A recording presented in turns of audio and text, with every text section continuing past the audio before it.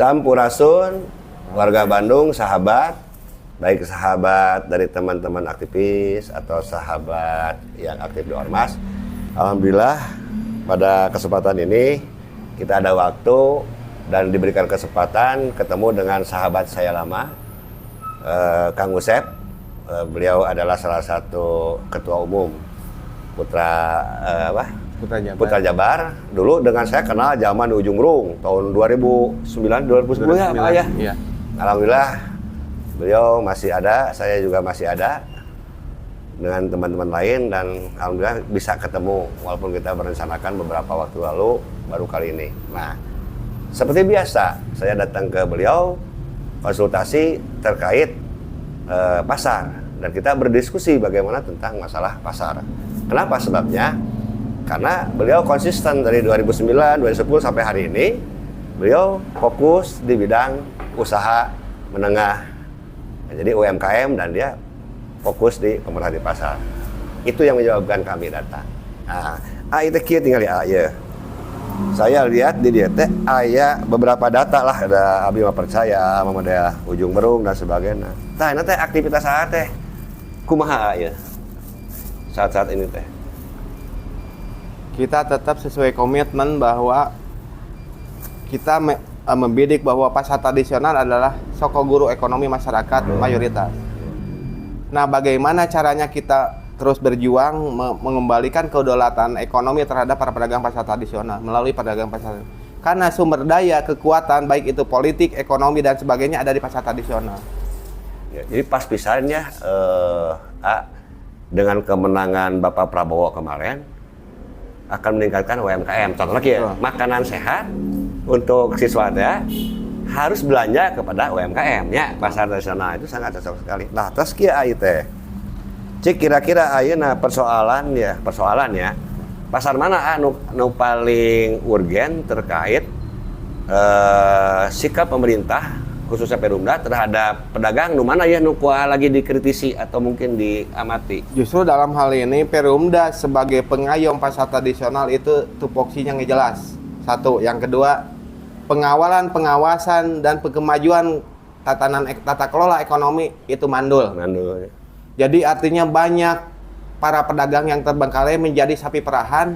Perumda hanya diambil distribusinya saja, tapi kemajuan perekonomian itu stagnan.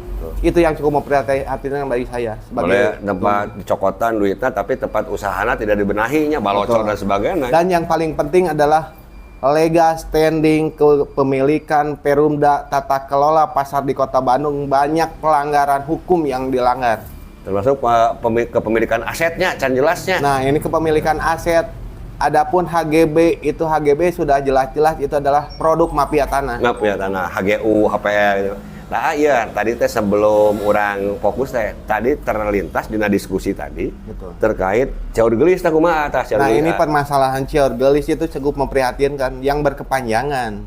Salah satunya jujur saya sebagai aktivis pasar itu cukup miris melihat kenyataan yang terjadi. Kenapa bisa seperti itu?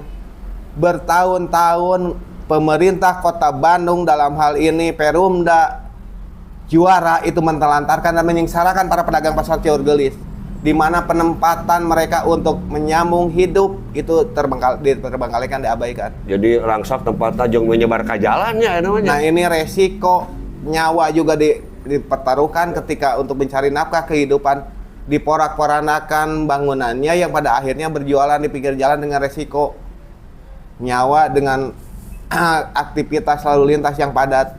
Ini cukup memprihatinkan. Di mana tanggung jawab pemerintah Kota Bandung? Tapi dalam hal ini ada, mudah-mudahan dan semoga harus dan wajib pemerintah baru, pemerintah pimpinan Kota Bandung definitif itu harus membenahi dan mengaudit seluruh Perumda mengenai pemasukan, distribusi ataupun apakah benar ini masuk PAD pemerintah Kota Bandung atau hanya kepentingan segelintir orang, oknum Perumda. Ini yang perlu ditegaskan oleh pemerintah yang baru sekarang. Angin segar telah terjadi di Kota Bandung. Harapan kami adalah berharap ke pasangan Farhan Erwin ya nantinya. Farhan Erwin yang setelah dilantik bekerjalah dengan maksimal untuk kemajuan ekonomi kerakyatan. Dalam hal ini UMKM, pasar tradisional. Saya cukup prihatin juga ketika saya sounding roadshow terhadap pasar-pasar yang ada di Kota Bandung, khususnya umumnya Jawa Barat, keterpurukan para pedagang terjadi itu global. Secara makro penurunan aset omset para pedagang pasar tradisional di Jawa Barat dan Kota Bandung itu menurun drastis. Karena apa? Tidak ada publikasi menggiring masyarakat untuk kembali ke pasar tradisional. Makanya oleh sebab itu kami mengajak pada seluruh instansi terkait dalam ini Disperindag, UMKM, koperasi yang dikomandai oleh Bandung 1 atau dengan wakilnya untuk mengajak seluruh lapisan masyarakat kembali lagi belanja ke pasar tradisional. Itu yang membangkitkan dengan gairah ekonomi masyarakat menengah ke bawah. Ya, gini Ketua. Jadi tadi Ketua menyampaikan terkait menyengsarakan, mentelantarkan. Terus barusan juga menarik ini, tidak mengoptimalkan pemerintah yang di Bandung khususnya kota Pasar Juara. Betul. Tidak mengoptimalkan memberikan sekurang mah support ya. Betul. Kepada pedagang untuk menarik konsumen gitu loh. Jadi bisa nanti narikan duit weh. Betul. Ya, jangan ganda-gandakan buku, tapi ketika pedagang ini tidak punya daya jual ya, karena konsumennya juga tidak diundang, tidak ada terobosan-terobosan, pedagang lain jadi korban. Itu satu. Terus juga gini Ketua. Tadi Ketua mengkritisi terkait penelantaran. Betul. Di pasar Ciaur Gelis. Kalau Mang Joker mah kemangkrakan 7 tahun hari tete. Jadi ini ada kesamaan sebetulnya dari aset-aset juga. Nah, juga yang menarik tadi kata Ketua Kang Usep terkait masalah fungsi pemerintah, fungsi Perumda untuk menarik konsumen juga ini sangat lemah. Nah, Kang, kalau mentelantaran kan gini kan. Waktu kahuruannya di Sadang Serang itu pemerintah dengan Perumda tidak hadir. Malah swadaya di pedagang. Taknya mun swadaya kumaha balik di Kabah heula atuh mun kitu mah. Ya, berarti selalu swadaya. Ini yang jadi permasalahan yang dibidik ini kenapa harus diaudit? Kemana anggaran tersebut larinya ngeposnya? Kalaupun ini terjadi, tata kelola yang baik dan benar secara manajemen profesional, itu anggaran untuk kebangkitan ekonomi membangun lagi pasar itu disubsidi ataupun ditanggung oleh Perumda. Karena apa? Distribusi diambil tiap hari, uang tersebut itu bertumpuk di Perumda. Ada JPF yang harus dikembalikan kepada pedagang ya, kembali jasa lagi pelayanan fasilitas. Dari para pedagang itu ditarik kembali lagi para pedagang untuk membangun pasar. Tapi kenyataannya tidak seperti itu. Ini yang perlu dibidik. BPK, KPK ini harus segera turun tangan untuk mengaudit. Kalimat Ketua ya bicara penelantaran, ya, melakukan penelantaran ya terhadap pedagang. Ya. Nah, saya beberapa tahun lalu itu kejadian kebakaran dengan Ketua di Gede Bage. Ya. Di situ juga pemerintah Perumda tidak hadir karena beberapa alasan lah kesulitan. Itu akhirnya si pedagang teh menggunakan bahu-bahu jalan kebakaran teh, gitu kan? Ayo kamari dengan surat dari Ginanjar untuk ditertibkan. Nu hadir teh Satpol PP Kesbangpol. Saya aneh. Kalau Gede Bage itu dikelola oleh Ginanjar, oke lah itu perusahaan swasta dan perorangan. Apa dasarnya Satpol PP datangi lu nertibkeun? Kan begitu. Saya kemarin konfirmasi cenah mah eta teh Satpol PP datang karena ada pasum dengan pasos yang digunakan berjualan oleh PKL. Nah, persoalannya loh. Can pernah dikembalikan tuh ku si Ginanjar teh. Pasus dengan pasum tehnya belum pernah diukur ulang dan belum pernah dikembalikan sampai hari ini. HGU dengan HPL kan jadi rudet tah. Pedagang deui nu korban. Permasalahan Pasar Gede Bage itu waktu kebakaran terjadi karena waktu itu saya yang memimpin demo ke DPRD Kota Bandung. Bagaimana aktivitas ekonomi agar segera berputar lagi di Pasar Gede Bage. Nah, yang jadi persoalan tadi, dikutip pembicaraan tadi bahwa betul. Kenapa mengabaikan pemerintah waktu itu dan Perumda itu tidak hadir menempatkan para pedagang yang korban dengan lokalisasinya di TPPS gitu kan. Nah, ini yang pada akhirnya jadilah liar para pedagang ditempatkan di pasus. Akhirnya ya mereka itu tetap berjualan di sana. Sekarang ditertibkan. Relevansinya apa Satpol PP di sana untuk menertibkan? Ini yang jadi pertanyaan. Jadi yang jadi korban itu para pedagang lagi. Apakah jadi dimanfaatkan ku perorangan atau kapitalisan begitu jadinya orang menilai tehnya. Betul. Asumsi kami itu adalah ini Satpol PP relevansinya untuk menertibkan perwa mengenai yang jualan-jualan di trotoar bukan masuk ke pasar, menertibkan PKL di pasar, karena tupoksinya jelas itu PKL itu di pasar ada. Tapi kenapa ini ikut terlibat? Ini yang jadi permasalahan. Kan di Perumda teh aya bidang ketertiban, naonnya tertib. Ya iya. Jangan itu harusnya Satpol PP itu untuk mengawal Perwal dan Perda. Bila pelanggaran Perda di pasar, itu baru negaknya ya. Iya. Oke. Nah itu mungkin ini bisa panjang ya pamirsa Kota Bandung terkait masalah pasar. Tapi lamun ketemu jeung senior-senior pemerhati pasar akan banyak informasi pasar dengan akurat dan kita sesuai fakta tentunya. Tapi insya Allah ke depan kita akan berdiskusi dan kita akan minta pemikiran selain Kang Usep Ketua Umum Putra Pajajaran, juga kita akan menghadirkan Mang Joker. Karena Mang Joker juga dia cukup lama pemerhati pasar. Biar mencari bagaimana solusi pasar. Sebab saya pribadi dengan lembaga kami ikut beberapa waktu lalu mengawal seleksi direksi dengan harapan bisa ada perubahan tuh. Betul. Tapi ternyata hasil seleksi direksi sekarang juga tidak pernah menjanjikan. Bahkan cenderung dia tidak tahu apa-apa hingga dimanfaatkan oleh orang-orang lama. Saya takut terjadi seperti Pak Heri Heriawan. Itu pertama. Yang kedua, kita akan berdiskusi nanti dengan Ketua Kang Usep, dengan Mang Joker, bagaimana solusinya, apakah pasar dibubarkan? Karena tadi Kang Usep mengutip persoalan PAD, apakah PAD-nya ada nggak Perumda Pasar? Saya dari 2008, PD Pasar menjadi PD Pasar berharap ada perubahan. Namun sampai hari ini yang saya tahu, pemasukan PAD hanya terjadi di zaman Bapak Rinal. Walaupun tidak maksimal, tapi zaman Pak Rinal sudah berupaya memberikan PAD. Setelah itu tidak ada lagi tiap tahun. Alasannya piutang. Nanti kita bahas tentang piutang, kita bahas solusi bagaimana pasar, atau kita berkolaborasi dengan pemerintahan Farhan dan Erwin untuk meninjau ulang seleksi direksi, meninjau ulang perjanjian kerjasama, dan meninjau ulang terkait persoalan-persoalan jahur gelis. Begitu tuh, setuju tuh? Ya, setuju. Siap. Dan ini harus ditinjau ulang seleksi direksi yang memimpin dan menaungi pasar tradisional. Betul. Ini harus yang betul-betul paham terhadap tata kelola pasar tradisional. Betul, Jangan betul. yang awam yang pada akhirnya korupsi terjadi, pengendapan-pengendapan.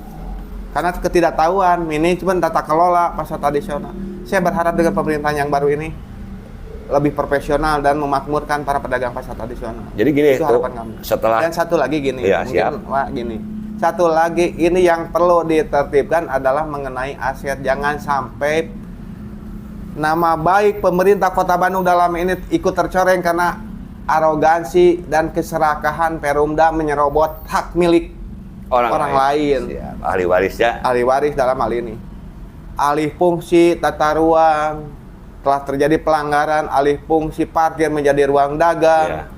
Alih fungsi yang relevansi, yang tidak relevansi adalah di sub Kota Bandung mengelola pasar tradisional dengan melanggar hukum, mengalih fungsikan terminal menjadi ruang dagang dan diperjualbelikan dan diambil distribusinya. Ini yang jadi persoalan hukum. Kalau itu mah ujung berungnya. Itu ujung berung. Termasuk Auning belum beres ya. Auning sampai hari ini P21 ya? Ya P21-nya. P21-nya itu harus ditindaklanjuti, tapi sampai hari ini tidak terjadi lagi. Padahal itu jelas pelanggaran hukum. Baik itu perdata ataupun pidana. Jadi karena apa? Alih fungsi parkir menjadi ruang dagang sehingga pengunjung itu mengurangi omset para pedagang karena kurangnya pengunjung tanpa ada lahan parkir. Jadi susahnya masuknya. Iya. Jadi gini tuh, P21 itu dulu zaman saya tuh. Itu kan asalnya korupsi. Iya. Nah, akhirnya jadi pungli P21 lah keluar. Nah, Iya. tapi ada rekomendasi di situ tuh. Ditertibkan atau diberikan SPTB STU 19. Faktana 3 Bukan 31. gitu. 34 ada kelebihan, kemana ini larinya uang Nah, tersebut? itu di kami ada datanya nanti. Nah, ini harus kejati ini. Siap. Harus dilaporkan ini telah terjadi pelanggaran hukum pidana yang terjadi pasar Ujung Berung. Bukan Ujung Berung aja, mayoritas Kota Bandung telah terjadi pelanggaran-pelanggaran. Datanya ada di kami tuh. Mungkin kita ke ketua. Nanti kita buka data validitasnya. Dalam hal ini saya tidak akan berbicara seenaknya, tapi atas dasar fakta aktualisasi dan didukung oleh legal standing yang jelas dan fakta yang pasti. Jadi gini tuh, kalau saya kan kemarin bicara di akun-akun saya, setelah Farhan dan Erwin menunaikan kewajibannya menjadi peserta Pilwakot yang baik, mengikuti aturan yang baik, dan dia berhak mendapat dukungan. Nah, untuk suksesnya pemerintahan Farhan Erwin, khususnya janji-janji kampanye kepada pedagang, maka sudah menjadi hak dan kewajiban kami untuk menuntut janji-janji politiknya. Dan itu juga menjadi hak Farhan jeung Erwin didampingi ku ASN jajaran direksi jeung pengawas anu kredibel. Kira-kira tidak kredibel boleh diganti karena kan dia KPM, berhak ya merubah misal eta dirut ayeuna ganti kamari mah da seleksinya teu bener misalnya zaman PJ bisanya.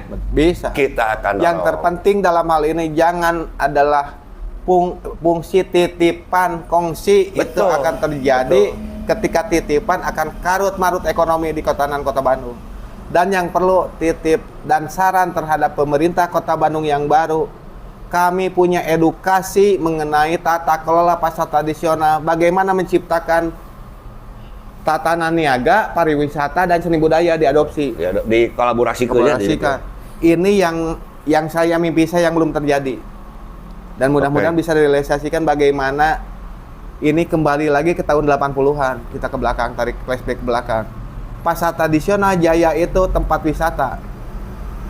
Contoh Ujung Berung dulu itu wisata seni budaya dan tata niaga telah terjadi di Pasar Ujung Berung tahun 80-an. Bagaimana turis-turis tiap hari Minggu yang orang luar negeri itu berkunjung ke Pasar Ujung Berung. Karena di situ ada pagelaran seni budaya. Artinya pasar tradisional diciptakan menjadi tempat wisata, pariwisata dan tata niaga. Nah, mudah-mudahan ini saran ini sesuai dengan janji politik Pak Farhan sebagai Wali Kota Bandung untuk memajukan UMKM akan saya menuntut ke beliau. Nah, begitu tuh ya. Jadi pemirsa, khususnya saya pesankan ke Mang Joker. Mang Joker ini sahabat kita ini akan tetap konsisten berjuang bersama Mang Joker, Mang Usep dengan Wakaboa. Ini satu bukti bahwa eksistensi dan kredibilitas Mang Usep pemerhati pasar. Dia memegang beberapa data-data terkait Ujung Berung, udah kita pelajari file, belum juga ditambah dengan data-data sebelumnya. Di kami juga ada. Nah, ini yang paling sangat mengagetkan saya. Saya selama ini ngurus-ngurus pasar baru tahu ini. Ternyata Putra Jabar secara lembaga dan Mang Usep secara pribadi yang punya kapasitas pemerhati pasar punya surat kuasa penunjukan pengolahan pasar Ujung Berung. Dan ini insya Allah akan kita kupas, akan kita diskusikan dengan Bapak Wali Kota selaku KPM, kuasa pemegang modal. Alhamdulillah ini nanti kita akan bahas. Ya Mang Joker ya, kita siapkan tenaga dan pikiran.